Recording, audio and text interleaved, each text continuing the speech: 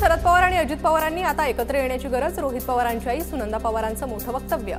शरद पवार आणि अजित पवारांची भेट राजकीय नाही तर कौटुंबिक, अशीही प्रतिक्रिया. राष्ट्रवादीनं एक व्हावं ही दोन्ही गटातील पदाधिकाऱ्यांची भावना. मात्र आमची राजकीय भूमिका वेगळी, त्यावर वरिष्ठ निर्णय घेतील. सूरज चव्हाणांची प्रतिक्रिया. शरद पवार पुरोगामी विचारांपासून दूर जाणार नाही, ते घाबरून पळालेल्यांच्या नादाला लागणार नाहीत. पवार गटासंदर्भातील चर्चांवर संजय राऊतांची प्रतिक्रिया. दिल्लीत बैठकांचा जोर वाढलाय, कुछ तो गडबड है, वडेट्टीवारांचं वक्तव्य. तर भाजपला दुसऱ्यांचं घर फोडल्याशिवाय चैनच पडत नाही, वडेट्टीवारांची टीका. गौतम अदानी महाराष्ट्राचं भविष्य ठरवण्याचा प्रयत्न करतात. अदानी विनोबा भावे आहेत का? संजय राऊतांची अदानींवर टीका. शरद पवार स्वतःचे निर्णय स्वतः घेतात, संजय राऊतांचा इशारा ठाकरे गटासाठी होता. राऊतांच्या टीकेला संजय शिरसाट यांचं प्रत्युत्तर. शरद पवार गट फोडण्याचे प्रयत्न सुरू असू शकतात. पवार गटाचे 5 खासदार फोडा आणि केंद्रात मंत्रिपद मिळवा, ही भाजपची अजित पवार आणि प्रफुल्ल पटेलांना ऑफर. संजय राऊतांचा दावा. अजित पवार गटाकडून कुठल्याच खासदाराला ऑफर आली नाही. राऊतांच्या दाव्यावर शरद पवार गटाचे खासदार अमर काळेंची प्रतिक्रिया. तर पवार जो निर्णय घेतील त्याला 8 खासदारांची एकवाक्यता असेल, अमर काळे यांचं वक्तव्य. मंत्रिमंडळाचा शपथविधी उद्या होणार हे जवळपास निश्चित. भाजपला आता दिल्लीतील यादीची प्रतीक्षा. दिल्लीतून मंत्रिपदाच्या नावांची यादी आल्यावर घोषणा होणार. महायुती सरकारचा मंत्रिमंडळ विस्ताराचा फॉर्म्युला ठरला. भाजपला 21, शिवसेना शिंदे गटाला 13, तर दादा गटाला 9 मंत्रिपदं. पहिल्या टप्प्यात 35 आमदार मंत्रिपदाची शपथ घेणार, सूत्रांची माहिती. बांगलादेशात हिंदूंवर हल्ले सुरूच, मात्र केंद्र सरकार गप्प. भाजपचं हिंदुत्व हे फक्त मतांपुरतं, उद्धव ठाकरेंचा केंद्र सरकारवर निशाणा. भाजप सरकार दादरमधील हनुमान मंदिर पाडायला निघालं. एक है तो सेफ है, मग मंदिर कुठे सेफ आहेत? उद्धव ठाकरेंचा सवाल. खासदारकीची शपथ घेतल्यानंतर प्रियंका गांधींनी पहिल्याच भाषणात ईव्हीएमचा मुद्दा उठवला. बॅलेट पेपरवर निवडणुका घ्या, प्रियंका गांधी संसदेत वक्तव्य. संसदेत संविधानावर आज विशेष चर्चा. संविधान भारताच्या गौरवाचा रोडमॅप. संरक्षण मंत्री राजनाथ सिंहांचं वक्तव्य. तर उद्या पंतप्रधान मोदी चर्चेला उत्तर देणार.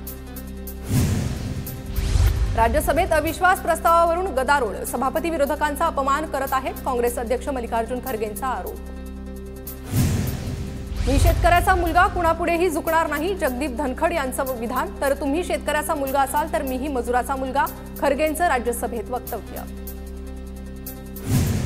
देशातील व्यवस्था उद्ध्वस्त करण्याचा मोदींचा डाव. स्वतःची सोय पाहण्यासाठी one nation one election. Sanjay राऊतांची पंतप्रधान मोदींवर टीका. परभणी शहरात जनजीवन हळूहळू पूर्वपदावर. डॉक्टर बाबासाहेब आंबेडकर पुतळा परिसरात पोलिसांचा बंदोबस्त कायम.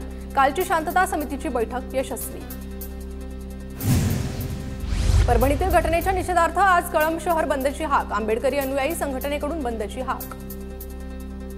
परभणीतील घटनेच्या निषेधार्थ आज नाशकातील नांदगाव बंदची हाक. नांदगाव शहरात कडकडीत बंद. परभणीतील घटनेच्या निषेधार्थ जालन्याच्या अंबडमध्ये आंबेडकरी संघटनेकडून निदर्शनं. प्रशासनाच्या विरोधात जोरदार घोषणाबाजी. आरोपीला कडक शिक्षा देण्याची आंदोलकांची मागणी.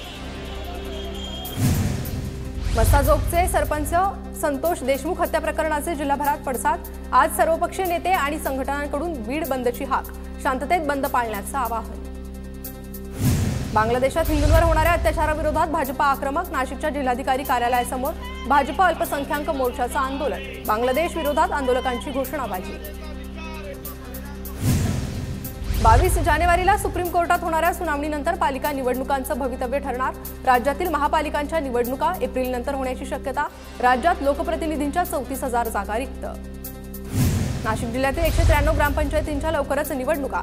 193 ग्रामपंचायतींसाठी सरपंच आरक्षणावर शिक्कामोर्तब. खुल्या प्रवर्गाला 56 ग्रामपंचायती. अमरावतीच्या छायानगरमध्ये एनआयएची छापेमारी. काल ताब्यात घेऊन सोडून दिलेल्या युवकाची आज पुन्हा चौकशी. संबंधित तरुण पाकिस्तानमधील संघटनेच्या संपर्कात असल्याचा एनआयएचा संशय. राज्यात रविवारपासून पुन्हा ढगाळ वातावरण राहण्याचा अंदाज. त्यामुळे कमाल किमान तापमानात वाढ होण्याची शक्यता. परिणामी राज्यात थंडी कमी होण्याचा अंदाज.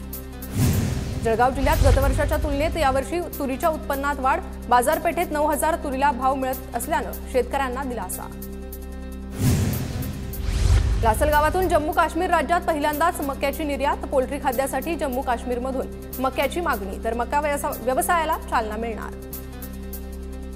नांदेडमध्ये सतत बदलत्या वातावरणामुळे टरबूज पिकावर रोगांचा प्रादुर्भाव, शेतकऱ्यांकडून पीक वाचवण्यासाठी फवारणी सुरू।